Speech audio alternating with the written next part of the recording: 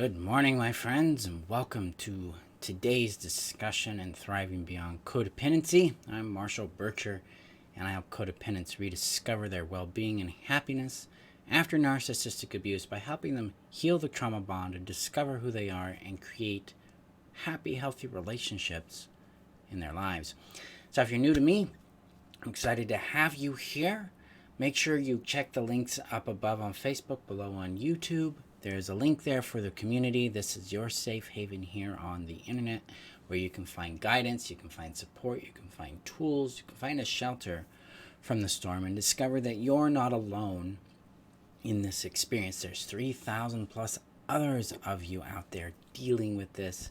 So you can get access to me and some of my guidance, the guidance of other students and members and survivors that are on the same trail, on the same journey that you're on. So you're welcome to join that.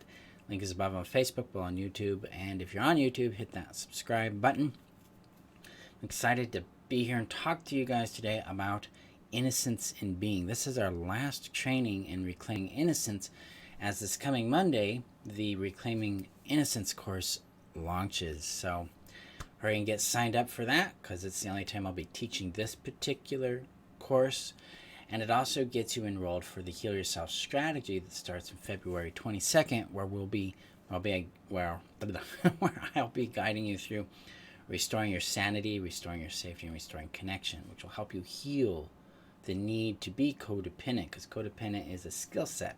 It's a way we relate to other people so we can get our needs met, and teach you how to relate in ways that help you get your needs met in healthy ways, rather than something that sacrifices your well-being, your safety, and your sanity. So, all right. So, innocence in being. So, sorry about the shaking there. The idea behind innocence is that we come back to a sincerity behind our intention. Because a lot of times in codependency and abuse, we have been vilified for our feelings, for our wants, for our needs, for our best attempts. Things like, in my experience, mistakes were turned into an enormous amount of drama. They were turned into these things that felt fatal to the other person. They would amplify that. How dare you do that? You must have been thinking that. Or why would you do this to me? There wasn't a warm regard. There's ill regard. There's this idea that I was doing it deliberately. I was doing it to harm them or to cause them pain. And that taught me to believe this false thing about myself, that I had something wrong with me, that there was something bad in me, and that I had to control that. The way I controlled it was by trying to be a perfectionist, or trying not to have feelings or thoughts or needs or wants. Trying not to be myself. And that's why today we're touching on this idea of innocence in being. Because when we are vilified for having wants, needs, and feelings, for learning things, for making mistakes, for being different, we tend to think that our beingness is the problem, that who we are is the issue. And this gets us stuck in a huge amount of pain, a huge amount of internalized shame and suffering, where we're divided against ourselves and we hate ourselves. We do not like ourselves. We try to change or get rid of ourselves in order to get some semblance of acceptance, belonging, connection, love, a sense of being wanted or valued in our world. Because these are core needs that we have. And so we give ourselves up in hopes of trying to get that need met by becoming what we think they want us to be. And this is the core of codependency. So we're trying to survive neglect, we're trying to survive abuse, we're trying to get our needs met.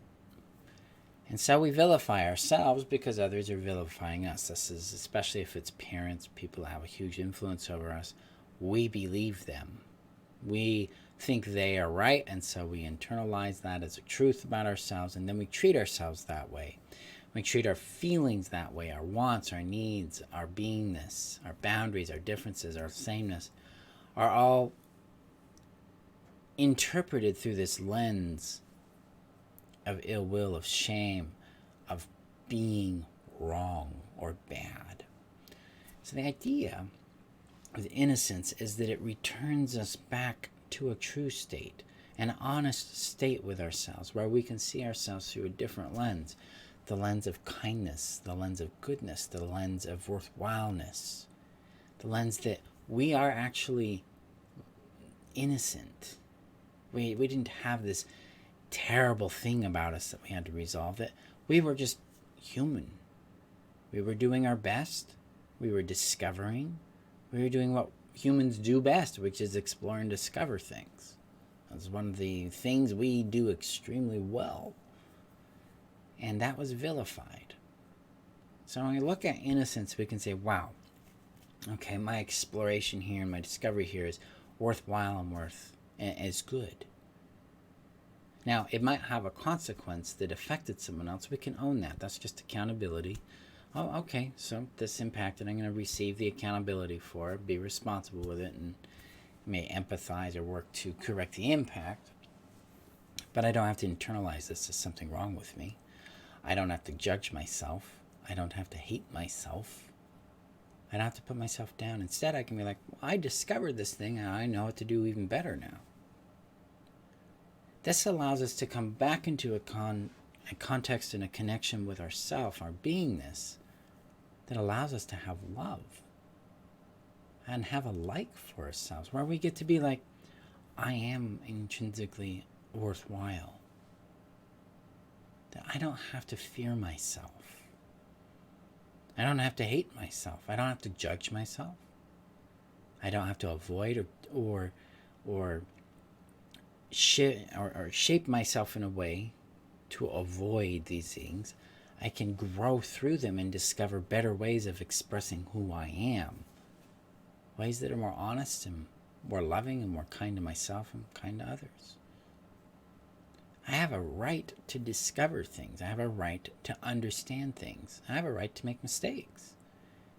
And I don't deserve to be vilified for it. These are what innocence allows us to access. Is that there is nothing intrinsically wrong with us. And that we have the capability and the skills to empathize with impact and grow from the feedback. If we approached each other from this angle of innocence, we're approaching each other from a space of positive, warm regard. It's like, I assume your intention was positive and from love, so let's talk about how that intention can be translated into behavior that works better, right?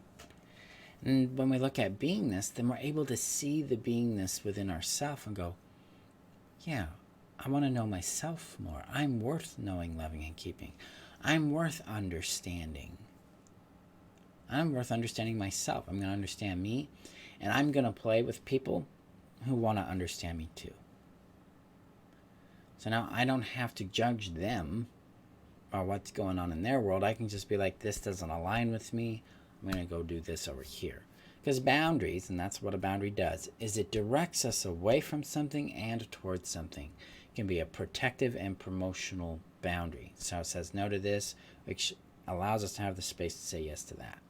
And it can direct us towards those things. And that's what being aligned in this goodness of our being does for us, because it empowers our boundaries in a healthy way. It empowers our power. It enables our power in a healthy way so that our choices and our actions are more and more aligned with our intention and with our worthwhileness, so that we're having a more honest experience with ourselves. When we're relating with others, witnessing their beingness and the innocence within that allows us to also access and respect their autonomy, because all relationships based on consent and privilege, not obligation and entitlement. So if we're having a conflict with someone we're in a relationship with, we can slow it down and go, what do I perceive that they need? What do I need here? Let's talk about it. So that there is consent involved. So that there's agreements built. so that when something is given and received, that it's done in an open way rather than an obligatory way. This allows us to avoid resentment. It empowers us to have more intimacy, more trust, and more understanding in our world. So when we come towards beingness with ourselves, we get to understand and embrace ourselves as we are. We don't have to condemn ourselves anymore. We don't have to judge ourselves anymore. We can begin to explore who we are beyond the shame and the guilt that we've internalized. And we can bring some peace back to our world. Because we're not a problem. We're not a burden. We're not bad. We're just discovering things. And we've had experiences with people who didn't have the capacity, the skills, the know-how, or even the understanding or consciousness that these are normal things. It's normal to have feelings, normal to have wants and needs and differences and mistakes and discoveries. And their pain and their abuse and their neglect tells the story of their own experience. And when we access the innocence of our being, we can, without bypassing the impact of another person's behaviors, we can, at some point in your journey, possibly open up to like, well, I can acknowledge that they may have some innocence in them as well. That's just not something we have to do. I am not a proponent that we have to forgive our abusers. I think that is a personal decision that comes in time. I think that is not something that's actually necessary for healing, and I don't think it's necessary for us to acknowledge the other person's context in order for us to heal. But I have found in my journey, as I get farther and farther down the road, that there is a space within me that does acknowledge the innocence in my abusers. That I would say most of them, about 99% of them, didn't understand what they were doing. That they were in a reactive programmed state and not necessarily coming from a deliberate malicious ill will. It doesn't preclude that that doesn't bypass accountability. They're always accountable for their behaviors and choices, their actions, and the impact it had, just as I am on mine. Because I was a person that's done some pretty mean things to people. And when I look back at my own abusive nature, it didn't come from maliciousness. It came from my ignorance and from my own self-hate and from not knowing anything else. It doesn't justify or excuse it in any way. It never will, never has to. Because accountability is what matters. Because to make a repair in relationship, you've got to have accountability, you've got to have ownership, you got to change behavior. That's repair. So accountability is I'm willing to receive the feedback, like, hey, this hurt me, or this did this thing. Ownership is I receive, that's mine. I own my choices and my behaviors, and change behavior is obviously the thing that happens. You change it. So, all right.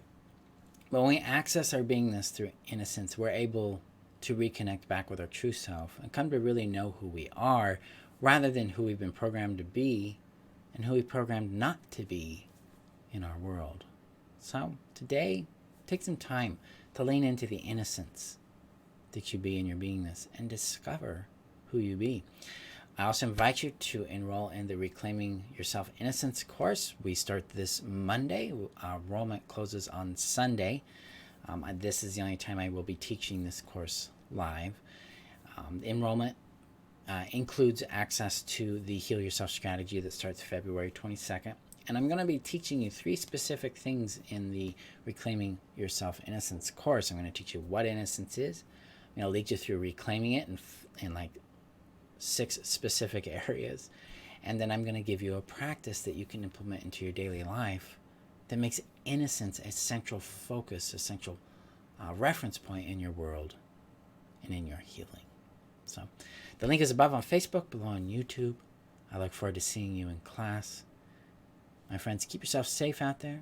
Remember that you're worth knowing, loving, and keeping. And I will see you guys in our next discussion.